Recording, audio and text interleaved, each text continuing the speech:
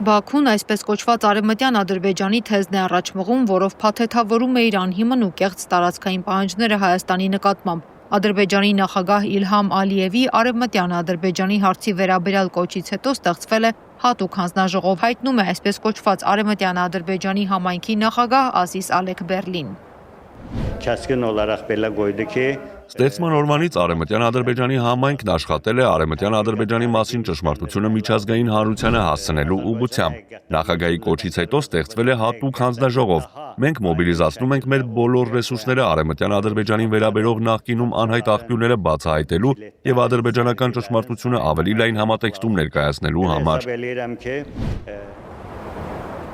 Ադրբեջանական երազանքի արևմտյան Ադրբեջանի համայնքի հանդիպման հիմնական նպատակն է եղել վերլուծել Ալիևի ելույթում արտահայտված գաղափարները եւ որոշել կազմակերպության ապագա գործունեությունը։ Ազիզ Ալեքբերլին ընդգծում է, որ այդ թեման հատուկ տեղ է զբաղեցնում նախագահի օրակարգում։ Ալիևն արևմտյան Ադրբեջանի վերաբերյալ իր տեսակետներում միշտ կարևոր քաղաքական ուղերձներ է փոխանցում պատմական արդարության վերականգնման եւ ադրբեջանցիների իրենց հայրենիք խաղաղ վերադառնալու իրավունքի ապահովման տեսանկյունից, շարունակում է Ալեքբերլին։ Վերադարձ դեպի արևմտյան Ադրբեջան թեմայով հանրային քննարկման ժամանակ ավելին նա շեշտում է, որ արդեն կա 500,000 ադրբեջանցի փախստական, որոնք պետք է վերադառնան Հայաստան։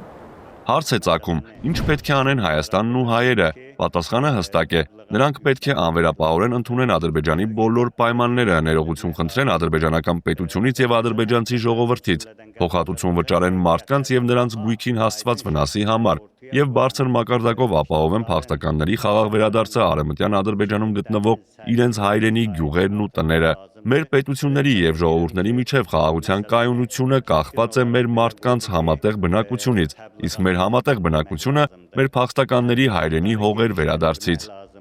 Նույն բարբաջանքն է հնչում նաև Ադրբեջանի խորհրդանի անդամ Հիկմետ Բաբաօղլուի կողմից, ըստ որի այսօր արևմտյան ադրբեջանցիներն ավելի քան երբևէ մոտ են իրենց պատմական հայրենիք վերադառնալուն։ Արևմտյան ադրբեջանցիների իրենց հողեր վերադարձն արդիական է եւ անհրաժեշտ, ինչպես Ադրբեջանի սահմանադրության, այնպես էլ միջազգային իրավունքի հիմնարար սկզբունքների շրջանակում։ Միևնույն ժամանակ աշխարհի տարբեր երկրներում ապրող բոլոր ադրբեջանցիների իրավունքների պաշտպանությունը, նրանց վերադարձն իրենց պատմական հողեր եւ մեր մշակույթի վերածնունդը մեր նախնիների կողմից մեզ կտակված տարածքում յուրաքանչյուր ադրբեջանցու ցանկությունն ու իրավունքն է։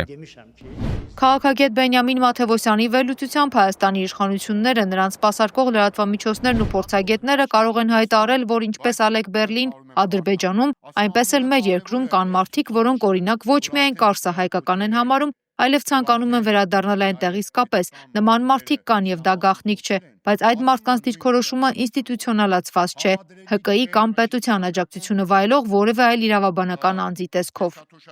Կարսահայկական համարող մարդիկ չունեն իրենց падգամավորը խորհրդանում, չունեն իրենց հեռուստաալիքը։ Նրանք Հայաստանի պետական միջոցներով կոնֆերանսներ չեն անցկացնում Բրյուսելում, ինչը խոսում է այն մասին, որ կարս վերադառնալու հարցը պետական քաղաքականություն չէ։ Արևմտյան Ադրբեջանի համայնքի դեպքում իրավիճակը տրամագծորեն հակառակն է։ Համայնքը վայելում է Ադրբեջանի նախագահի վարչակազմի լիարժեք աջակցությունը։ Ու ամենակարևորն այս իրավիճակում Հայաստանի Հանրապետության իշխանությունները օգոստոսի 8-ից հետո ԱՄՆ-Հայաստան-Ադրբեջան գագաթնաժողովից հետո բոլոր հնարավոր միջոցներով, այդ թվում ադրբեջանցիներին Հայաստանի հանրային հեռուստատեսություն ներգրավելով, օրինակ այլախոհ Արիֆ Յունուսովի հարցազրույցը հանրային հեռուստատեսությանը, որը տարածվեց փաշինյանական բազմաթիվ տեղեկատվական ռեսուրսներով, խոսում էին այն մասին, որ իբր արևմտյան Ադրբեջանի համայնքը դե ֆակտո լուծարված է։ Մենք տեսնում ենք, որ դա հերթական ստոր սուտն էր։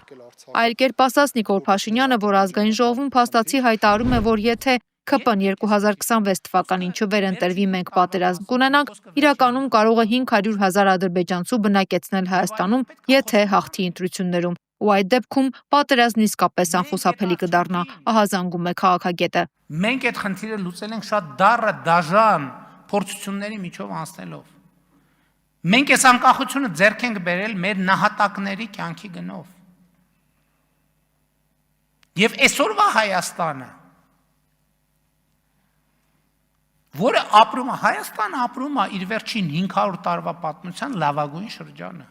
Որը ապրում է, Հայաստանը ապրում է իր վերջին 500 տարվա պատմության լավագույն շրջանը։ Ֆրիդա Ղազարյան, Գարիկ Արամյան, TB News։